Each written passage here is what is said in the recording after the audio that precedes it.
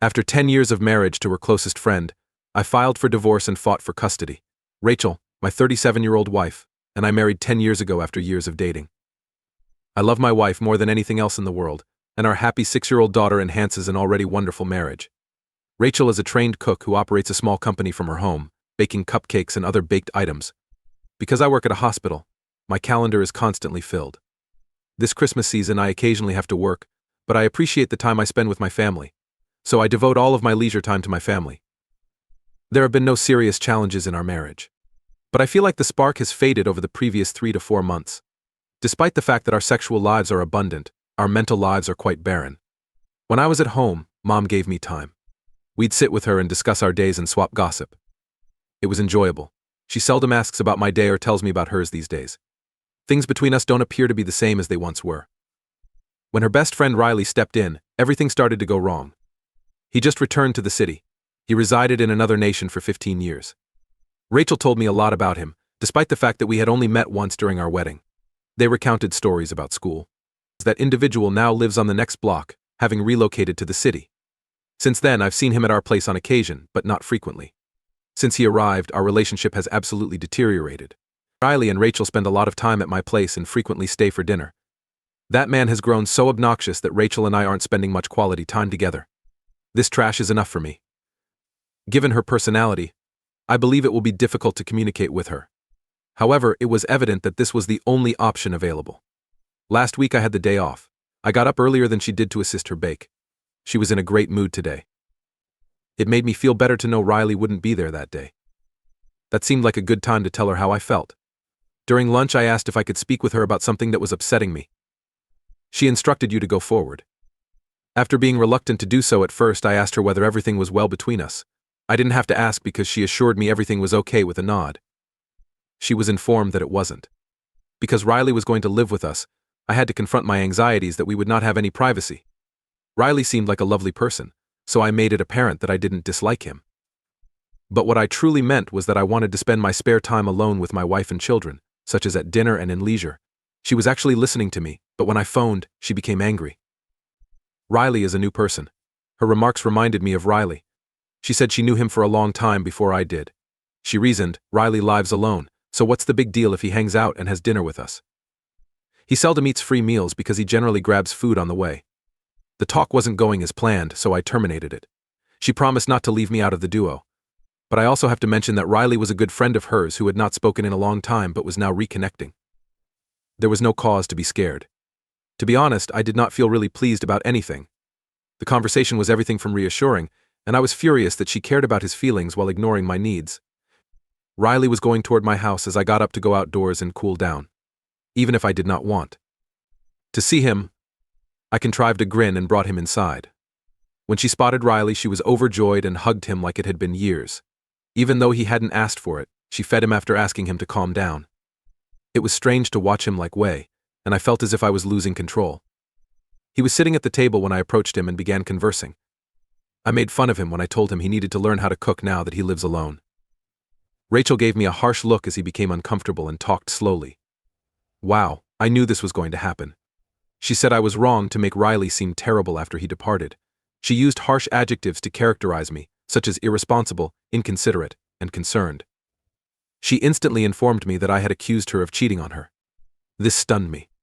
She wondered why I didn't feel secure having him here so regularly, despite the fact that he always came to dinner with us, which is a family activity.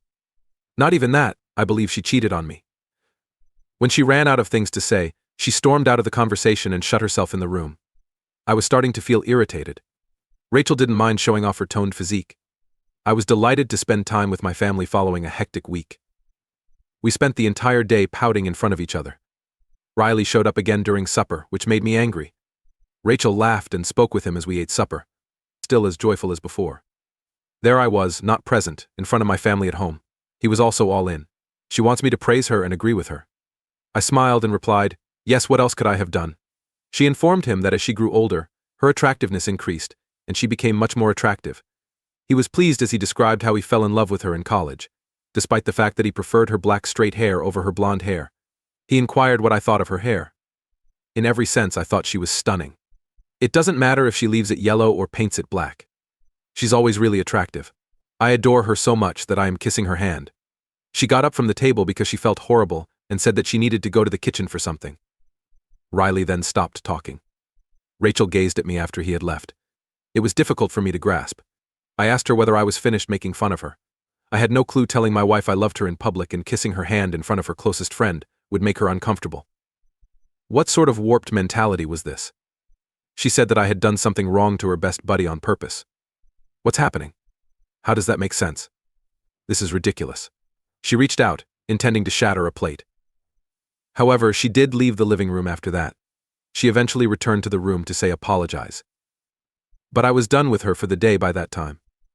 Even though I attempted to avoid it, she persisted on having another conversation. Just some alone time was needed before I departed for the week. I needed to have some alone time. I told her I wanted to get some fresh air and left the home. But she tried to deceive me. I got into my car and drove away. When I returned about 1 a.m., I expected her to have already gone asleep, but I could hear her giggling on the phone. When she noticed me, she hung up the phone and hid beneath the cover. I inquired as to who her chatting partner was. She explained that a frequent customer had called to place an order. Really? Was the client phoning her so late at night? I assumed it was Riley since she leaped so far ahead of me. Yes, I was, but I did not respond because I went to bed. She gave me a back rub, apologized again, and said that she said what she did on purpose to make fun of me. As she kissed me, she caressed me, and our relationship became heated. Following intercourse, she took birth control tablets. I questioned if she didn't want a second kid. Our daughter is 6 years old, so preparing for a second child seemed like a decent idea. I also wanted to have 2 children. She looked down at me and informed me that taking care of our child was already causing her a lot of stress due to her allergic asthma, and she did not want to injure herself anymore. Our daughter's asthma means she needs continual attention and a list of what she should and should not do. I understand that our child needs additional attention, but as parents we cannot be cruel to her or speak negatively about her in this way. She rolled her eyes and told me that I shouldn't be talking because she was taking care of her and I wasn't accessible after work. I married someone else's Rachel. The conclusion of the weekend was horrible. The next day I tried to contact Rachel regarding something, but she did not respond. I didn't feel well about it. People frequently do not respond, even when there is no need to be concerned. Overanalyzing made me aware of how anxious I was becoming. Most of the time I believe she is with him, which is why she is not replying. It was becoming frustrating to me. I returned in the evening. Rachel's pristine appearance also took me by surprise. She'd colored her hair dark black. Riley informed someone the day before that she was feeling better. You see, she did it the following day. Her hair was black. What should I read after that? Had Riley come over? I asked her a question. She responded no, but I knew it had to be for Riley since there were extra coconut cookies in the kitchen. She told me she used to prepare his favorite coconut biscuits for him in college. That's evident that was for him because my daughter and I dislike them. Still, I couldn't help but anticipate Riley's reaction when he saw Rachel with black hair. I was curious about Riley's opinions on her new hair color. She informed me she colored her hair for me, but he hadn't seen it yet. Here is another falsehood. She'd been telling everyone for 10 years that she adores her blonde hair, but she suddenly changed her mind. She would have looked stunning with black hair, but as you can see, she did not pick it. Her best buddy liked it this way, so she followed suit. However, it is unlikely that she is cheating on me. We've been married 11 years. She takes care of my daughter. She cares for our daughter full-time. In addition, I can't simply make up a charge against her. But these minor details bother me, and I don't. I want to be ignorant and ignore them till they go out of control. Riley's abrupt declaration that he prefers her black hair, along with the fact that she colored it, raises several warning flags. People occasionally come over for supper. But when does it become too much to expect a family to conform to society's norms? That is, unless she actually wants him there. So, this man is simply carrying out his instructions by gradually evicting you from your own house. First, let me inform you that my biggest dread has come true. After my last report, things were chaotic for a few months, but I eventually observed that Riley's travels were decreasing. When I questioned Rachel about Riley, she smiled and claimed he was seeing someone. He doesn't come to our place since he is preoccupied with her. I'm pretty pleased. I was very naive. Riley wasn't going home, but those around him could still sense his presence. Rachel always chatted on the phone and sent. Pictures and SMS were sent, and everyone chuckled, as if he was more significant in her life than any of us. If she was caught avoiding our daughter or staring at her phone, she would make up stupid excuses, such as pretending Riley was on a date at a beautiful restaurant and showing her the photos. If this didn't work, she could always hold the client liable for her interactions with them. I told her to put her phone down and interact with our child, but she refused to listen. I dealt with it for as long as I could. She put down her phone since she was angry and tried to focus on our infant despite her thoughts being on the phone. It was constantly humming. She was with us, but her eyes and thoughts were focused on her phone. I asked her who she was messaging, and she claimed she had. She had just published a few photographs to her bakery website and was receiving direct messages from customers with orders. That didn't make things any better, and even though we haven't fought since, things are still worse in comparison. She no longer comes near to me. If I tried to start, she would be furious with me. Either that, or she was simply exhausted. It was unusual for her to start dressing up so frequently at home. One day as I was going for work, I noticed her getting dressed. She dressed fresh clothing, applied a lot of makeup, and made sure her hair was done properly. I figured she would need some assistance. I asked her where she was going, whether she needed my car, and if she wanted me to drop her off. She grew enraged and declared that she would stay put. She gazed at me blankly, said, "What now? I can't even clothe myself." It did not make sense to dispute with her. She was free to think anything she pleased, and my response would not alter her opinion. I let it go and went to work. Her focus seemed to be on Riley rather than me, and I couldn't help her feel better. During our 10-year marriage, she never did such things, and I was never a domineering spouse. But things have been pretty awful in our marriage lately. You both must agree on this. You're usually tense and irritated because you don't understand why your partner behaves like this. She instructed me again to babysit our daughter and return home early because she had to go to a friend's party. I agreed with joy. She was so inebriated from the party that it was difficult for her to move. I'm not sure how she managed to drive back to safety. I placed her asleep. I noticed red markings on her legs as she got dressed. My mind was racing with thoughts, despite the fact that she couldn't speak. After putting her to bed, I couldn't sleep for the whole night. The next morning, I asked her about the red area on her inner thigh. She admitted that she may have located the table by mistake. She doesn't remember. I assumed she knew the answer before she spoke it, since it was so nonchalant. Nothing changed during the following few days, not even when I revealed my secret or confronted my concerns. She may be both feisty and kind at times. Our sex lives were quite bleak, and we didn't feel close to each other intellectually. She wasn't there or was on her phone at the time, and she showed little interest in our baby. Yesterday, when she was unlocking her phone for our child, I took a short glance at the pin. After putting her to sleep, I browsed her phone's images. I looked everywhere and couldn't locate anything. Riley did not appear on any of the forms I reviewed. I found it unusual, and the first thing that came to me was a personal safe. His name appeared as I typed it. In contrast, the photographs and discussions were closed. The confidential conversations were a major red flag. Why would she behave like that? After putting everything together, it was obvious that she was lying to me. The next day, today, I planned to speak with her right immediately, but when I awoke, I received an emergency call from a patient and had to get to the hospital. The school for my kid contacted me 6 times while I was speaking with my patient. After phoning them again, they instructed me to bring. She took her medications to school immediately away. She had an asthma attack. We always have an additional supply of pumps and medications in the car, in case of an emergency.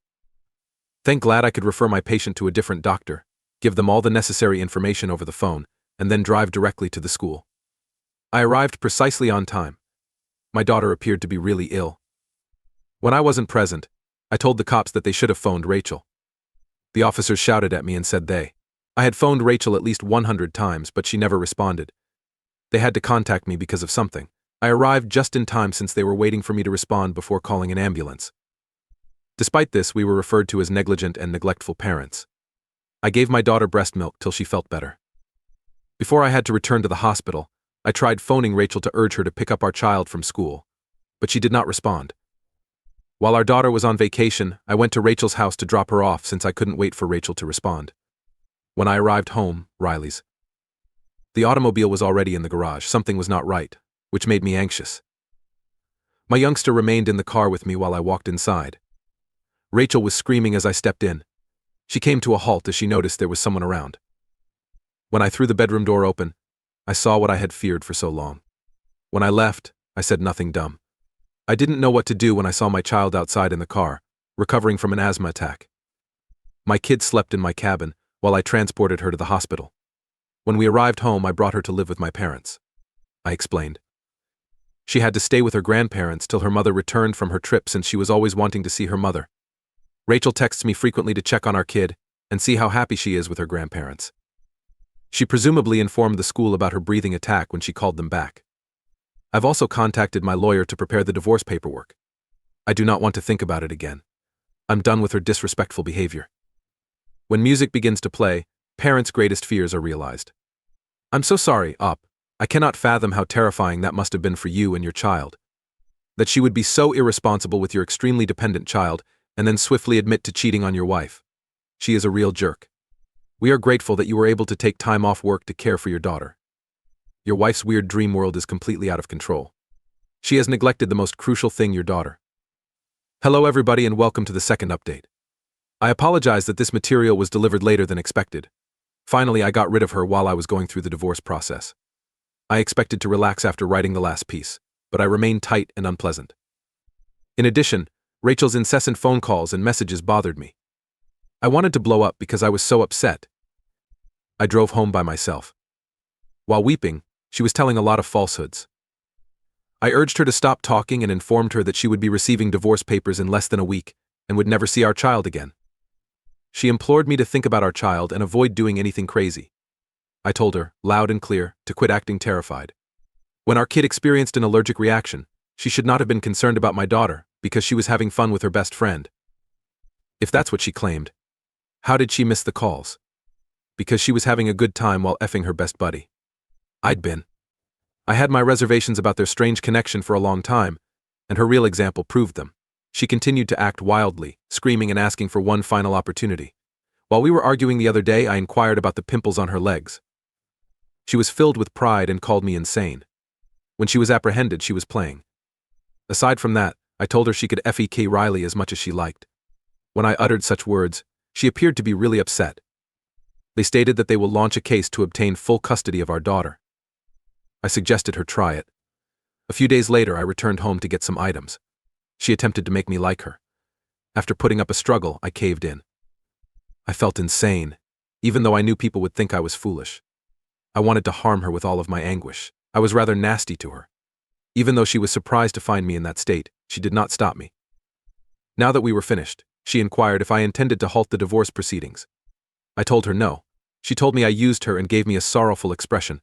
I couldn't utilize her. Since there was nothing keeping me from separating her, she was insane to consider using sex to get out of the divorce. She received the divorce papers after around 10 or 12 days. Her parents were unable to resolve their conflict. She attempted to cut me off by filing for full custody of our daughter, but Rachel's school authorities informed the judge how reckless she was, how I arrived late, and how Rachel was not present when they phoned in an emergency. I attended the parent-teacher meeting. Rachel was not present. She was handed to my daughter as custody, and she could visit her on weekends. Rachel was more friendlier to our child after the breakup, and she spent more time with them. If she had done the same thing at the time, we would have had a better outcome. But she behaved like a queen at the time, and she earned it. I never heard from Riley again after that. In contrast, I'm preoccupied with caring for my infant and spending time with my parents. To the op, you are absolutely correct. She might have demonstrated more attention and presence early. She even had the guts to beg you to remember your daughter. Divorce is beneficial for both you and your child. She is self-centered and rarely receives anything due of this. Best of luck to you and your kid, op. You can accomplish this. What do you believe this means? How would you have responded to Riley's question? Thank you for coming in today. Please press the notification bell, like and follow to ensure you do not miss our next movie. Until we meet again.